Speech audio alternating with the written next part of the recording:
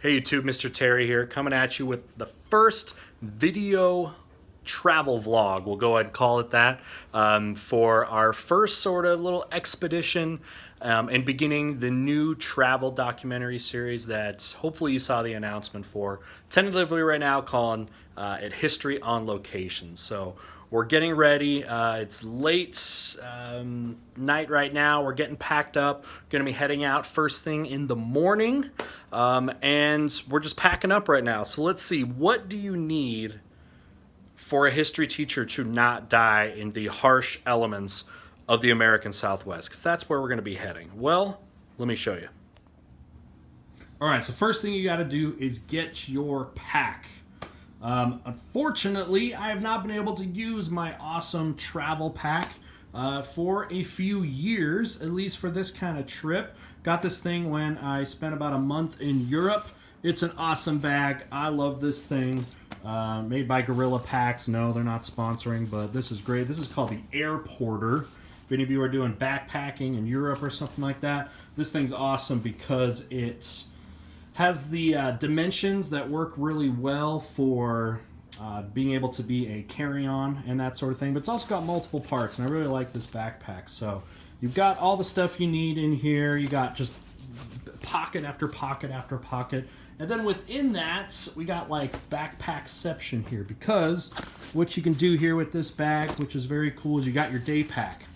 And your day pack, if you want to connect it to your main pack, does so very easily.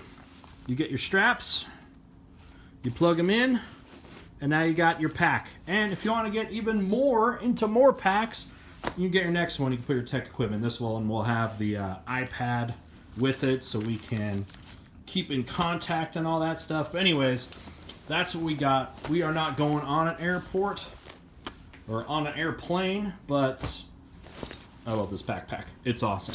All right, so what do you need to survive out in the wilderness of the American Southwest? You get your awesome shoes. Love these Merrell shoes I bought. Great for walking in all kinds of different climates and stuff like that. Then you got to make sure you gotta not underestimate the elements. American Southwest, you're going to get all kinds of different things. Could be cold, could be hot. So you get your jacket, right? You got all your stuff. You got your pants going on here. Now, if you notice something here, you'll notice that my pants are rolled up. All right? Let me give you guys a pro tip right here. Pro tip. This comes from the Marine Corps, right? You got to pack stuff, but you don't want wrinkles because you might need to be looking nice or something. You know what I mean? Don't just fold them up like you normally would to put in a dresser. Roll them up. You keep them rolled up, keeps the wrinkles off. And then you're going to have nice pants. So even if you're going out on an adventuring trip, you want to, you always want to look nice. So always pack lots of clean socks. Got to have those. You got to have your undies. You got to have your casual kind of shorts and stuff, your shorts, your pants and all that. Then, of course, what you are supporting up top is very important too. You got to support history. So we got the Aztec shirt, which I love this design. This is cool. And we got to wear our other history shirts. We got Heimler's History, awesome YouTube channel. Going to be repping him out in Adventureland out there. Then you got to look the part, right? I mean, first you got to get your hat for continuity.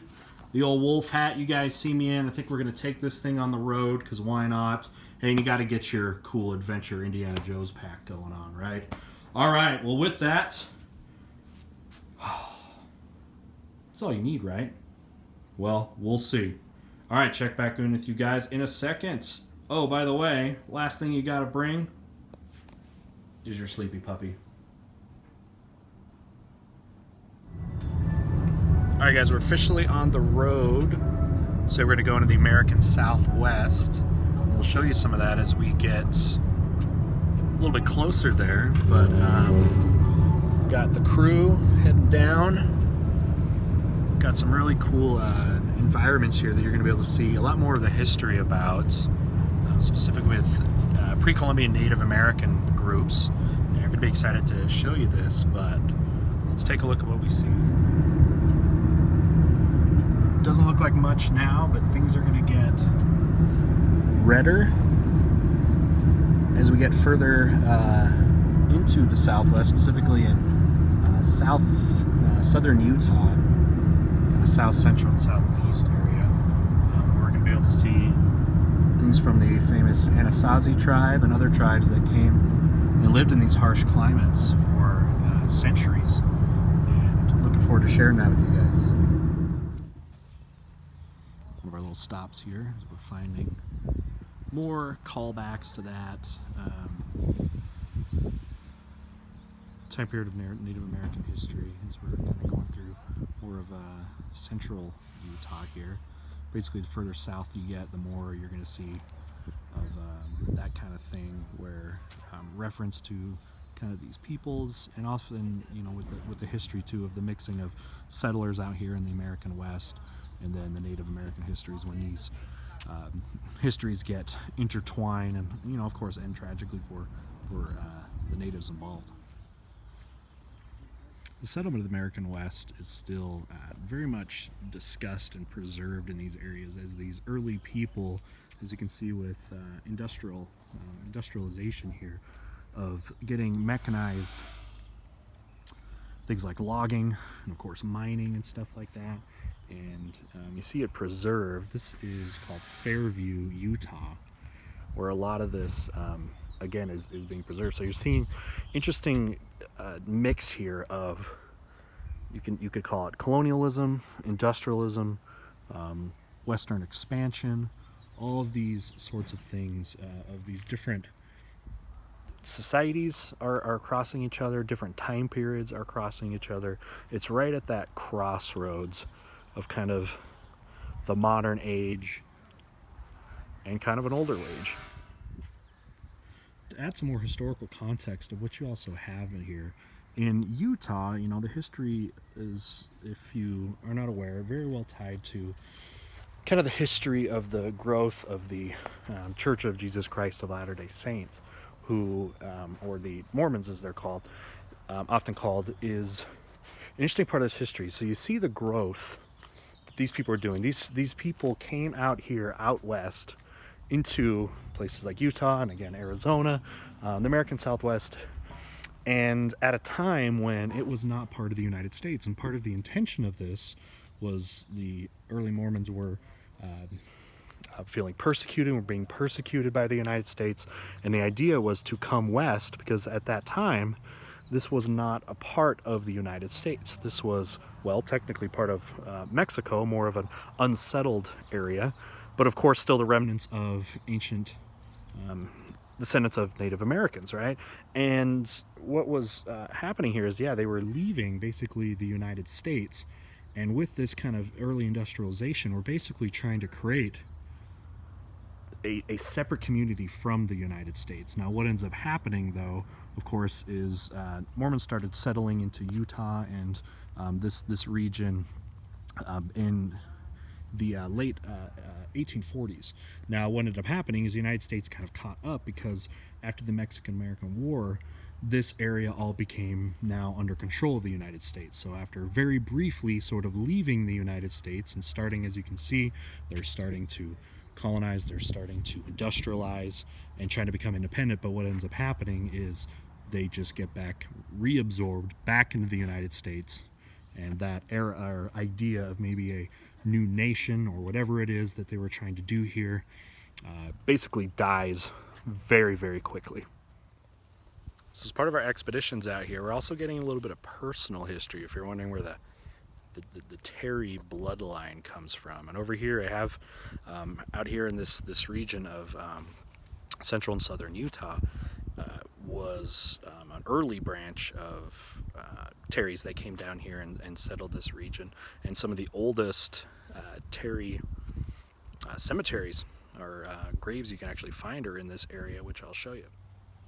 So the personal history of settling this part of America comes from my line, interesting, and this is one of the oldest that you'll find of my line that ties to the history of this region. When you see, you know, births of Terrys from the 18th centuries, like this one you can see from 1796. Now just think about what was going on this time. This is before really the big settlement of the West, And you're seeing that cross into with this, where you have somebody that's born in 1796, but then, you know, comes out here and settles these kind of regions, and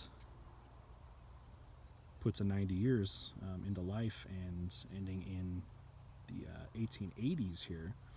So you can see just with my own history that you see that deeply tied to the settlement of this region. And again, like we were saying in the last clip, the kind of blending of these worlds, of the industrial world, colonial world, and also you know, this new Anglo-American society versus, you know, the Native American society that of course populated and was here for centuries. And you see the crossroads of this happening in graveyards such as this, of people that were born, you know, even in the 18th century here, and seeing these histories intertwined, as you can see as an example even from my family heritage here. Alright, so I told you that the further you go into the American Southwest, specifically more south and west you go, you're going to get more and more of the red rock. So you're seeing here the geographic change that's happening, as in the earlier shot, a little more green, and now we're getting very red. And again, in these types of areas, you had ancient civilizations thriving that made use of this climate, and also, and you will see later in the videos, using the sandstone rock to be able to build into for shelter. And you know, you get cities built into these overhangs, and using the sandstone rocks here, that whole civilizations could exist out here is truly amazing. And it's all a product of an history of people adapting to their environments and what is around them. And we're going to see more of that as we continue our journey.